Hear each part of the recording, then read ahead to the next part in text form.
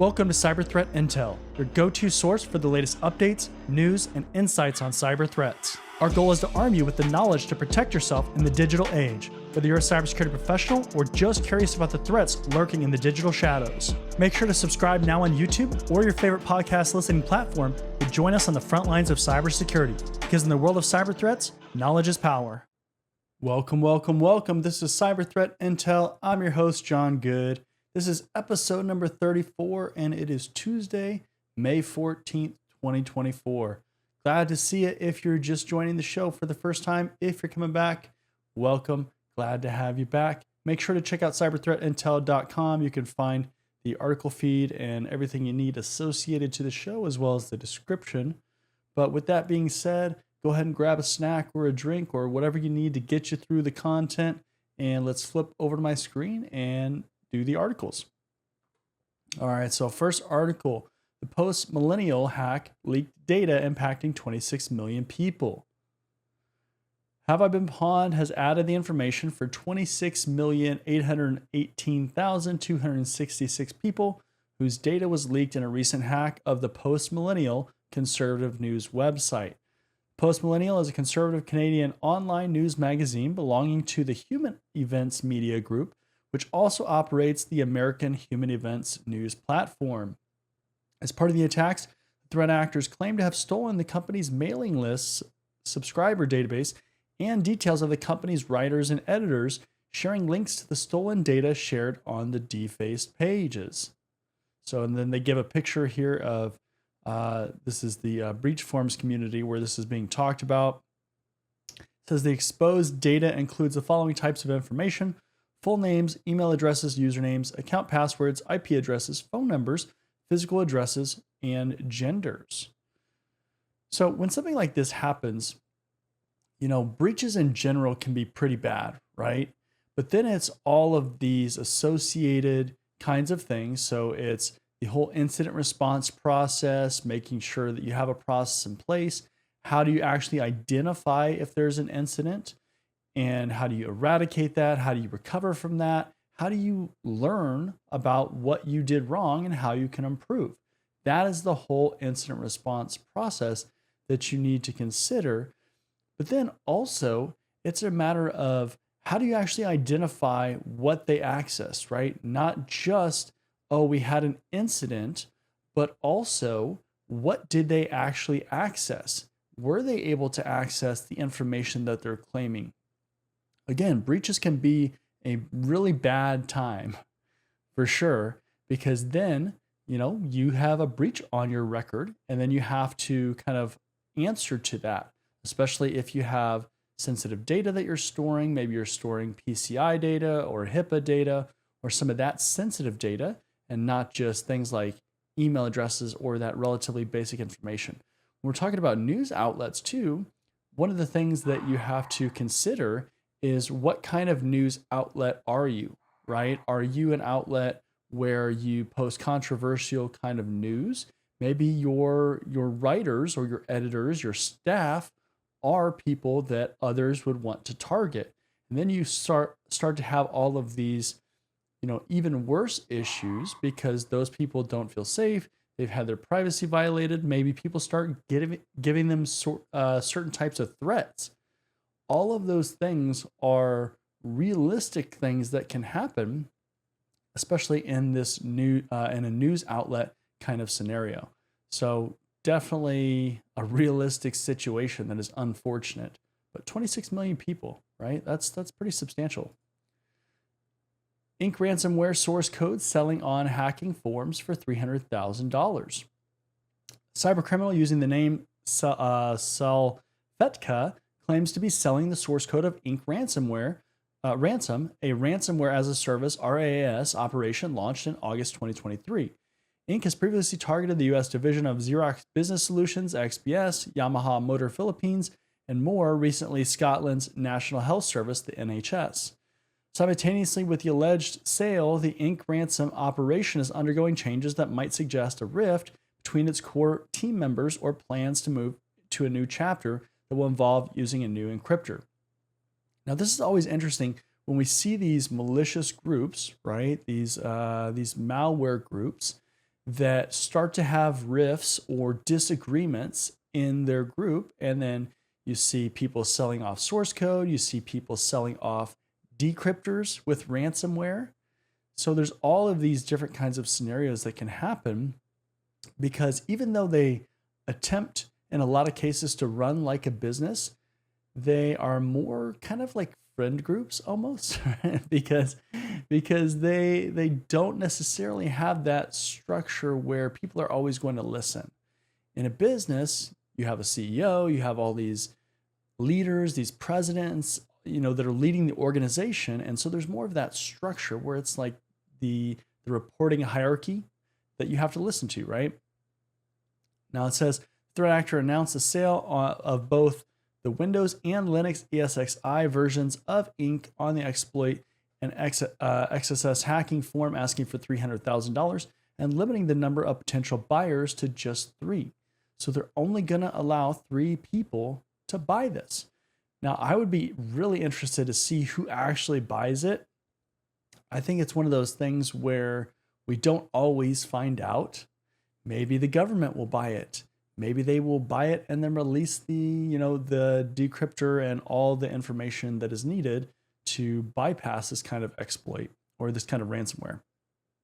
Another point that adds legitimacy to the sale of Salfetka, including both the old and new Ink ransom page URLs on their signature indicating they are affiliated with the ransomware operation. Still, the sale could be a scam. And I think that's another thing that has to be considered, is on these dark webs where these things are sold, sometimes these can be scams. These are not always upstanding people, right? Where they're just nice and they're going to do what they say they're going to do. They very well could be scammers. And that's always a concern as well. One thing that we sometimes see too is that research firms or consulting firms, things like that, will go by 0 days or ransomwares or something where they have limited access or exclusive access or early access, and they can start leveraging that to help companies fight these different pieces of malware or ransomware variants. So again, we'll see. 300,000 is pretty, that's up there. That's not going to just be some random student or something that wants to buy that. They're not going to go take out a loan for $300,000 probably and buy this ransomware.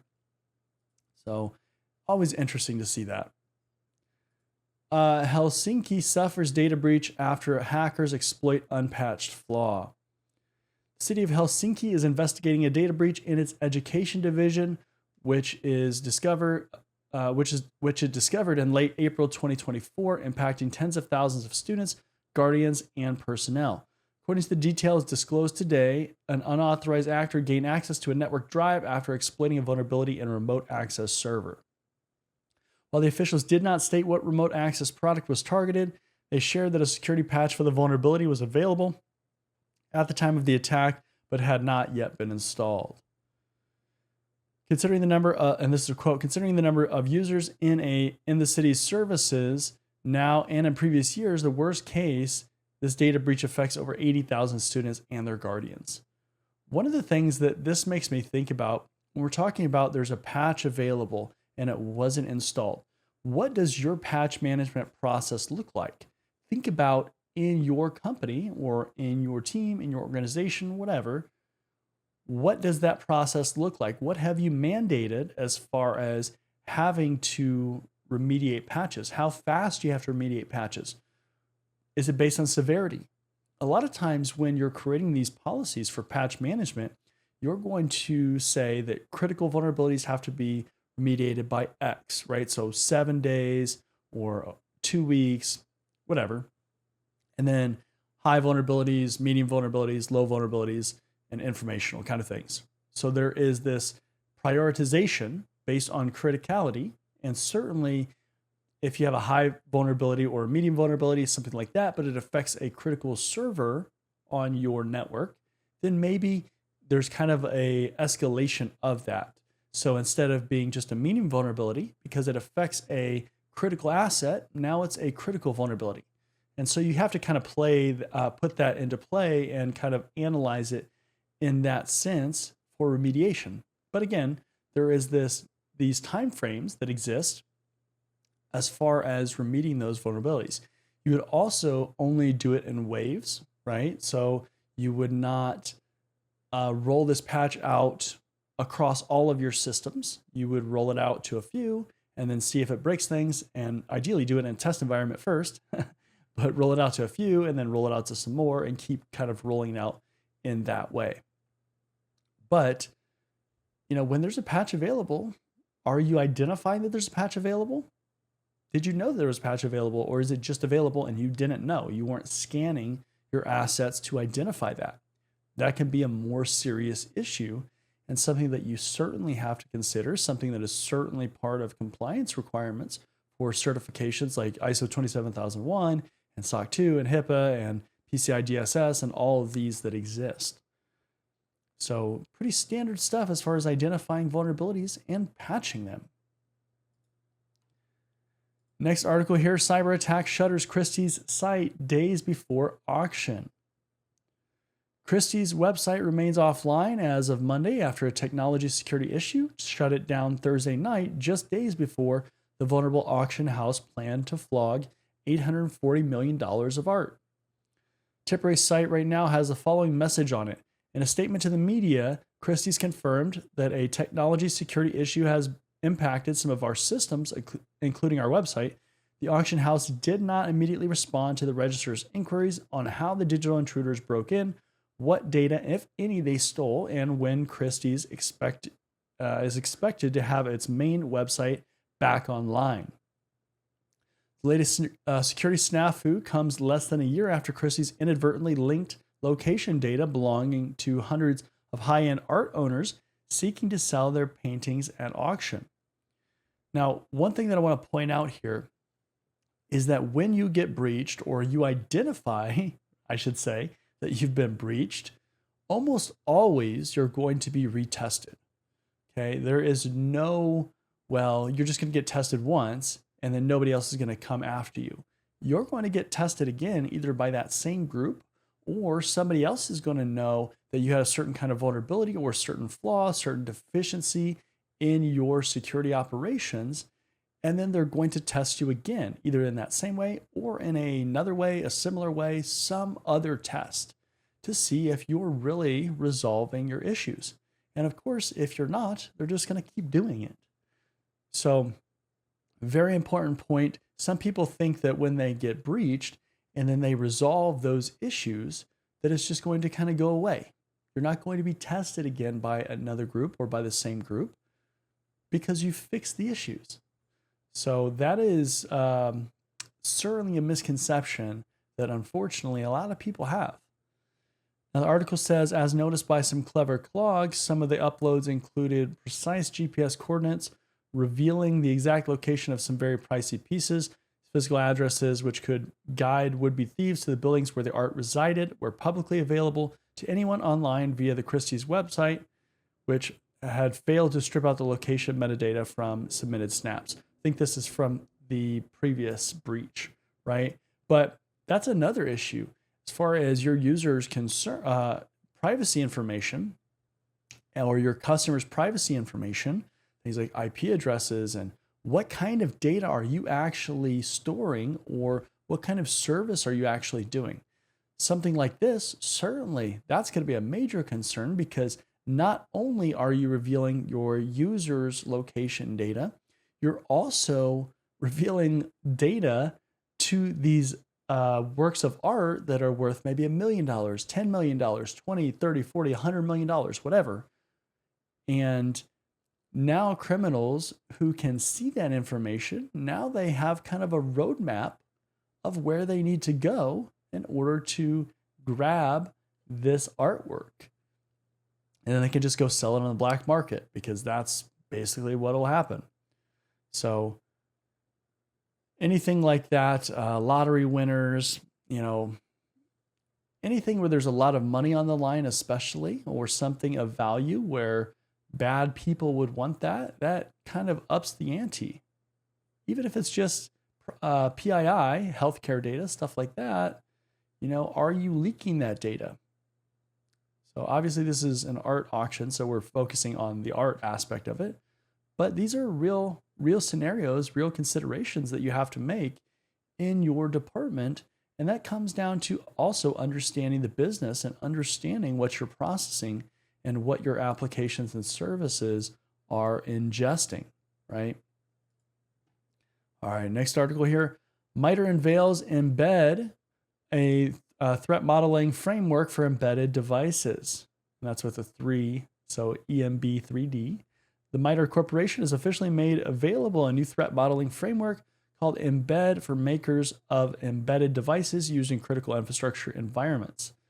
This is a quote. The model provides a cultivated knowledge base of cyber threats to embedded devices, providing a common understanding of these threats with the security mechanisms required to mitigate them, the nonprofit said in a post announcing the move. Embed, like the attack framework, which is their normal framework that shows all the different tactics and things like that. Really important if you work in cybersecurity or you want to work in cybersecurity to understand what that is. But this is expected to be a living framework with new and mitigations added and updated over time as new actors, vulnerabilities, and attack vectors emerge, but with a specific focus on embedded devices. Embedded devices is an area that we definitely need a lot more security and need that to evolve, because there are devices that are being released that just have vulnerabilities, but they have an embedded operating system. Kind of unexcusable. Now the quote here, it says, the embed model will provide a means for ICS device manufacturers to understand the evolving threat landscape and potential available mitigations earlier in the design cycle, resulting in more inherently secure devices, Pearson noted at the time. So the attack framework has been tremendous in helping cybersecurity professionals understand different tactics, understand different attacks, different vulnerabilities that might exist and how those could be leveraged and kind of connected. So that has been a tremendous thing. And the MITRE does a great job, right? These are very valuable tools, and this is definitely one that I would definitely recommend going to check out if you're interested in cybersecurity, but especially embedded devices, right? And the quote says, this will eliminate or reduce the need to bolt on security after the fact, resulting in more secure infrastructure and reduced security cost. So in cybersecurity, one of the things that we always have to be concerned about is this idea of bolting on security. Traditionally, one of the issues has been that with security, developers have gone through, they've created the product, manufacturers have created the product, and we get to the very end, and all of a sudden we realize that there are security issues with said product. Now we have to figure out a band-aid solution to bolt on security, meaning add it on at the end, and that doesn't always fix all the issues that exist. That kind of is a band-aid solution that fixes what is apparent, but that might not get to the core of whatever the service or product is in fixing those issues.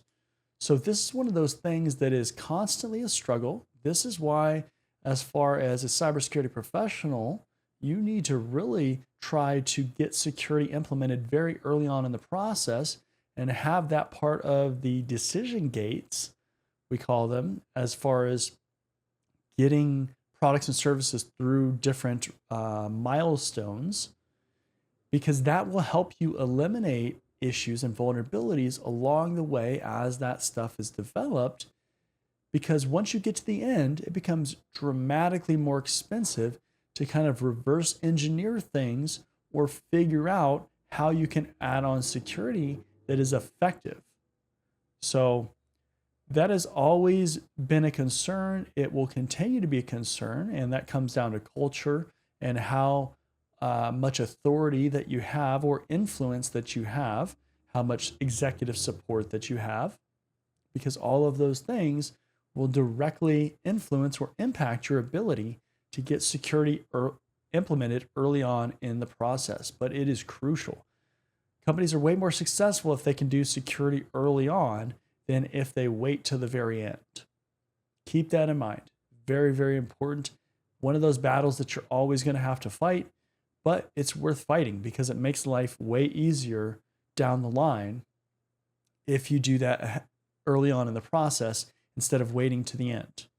So with that being said, that's the last article for today. This is Cyber Threat Intel. Again, I'm your host, John Good. This is episode number 34. It is Tuesday, May 14th, 2024. Really glad you're able to join us, and I look forward to seeing you in future episodes. And with that being said, I'll see you in the next one. See you later. Are you tired of overpaying for cybersecurity training? Are you interested in training from industry professionals? Are you looking for cybersecurity career services? If you answered yes to any of those questions, then cybertrainingpro.com is the perfect platform for you. At Cybertraining Pro, we're a one-stop shop for all your cybersecurity needs. We can train you for industry certifications or just improve your overall knowledge and skills in a certain area. Unlike other platforms, we don't stop there.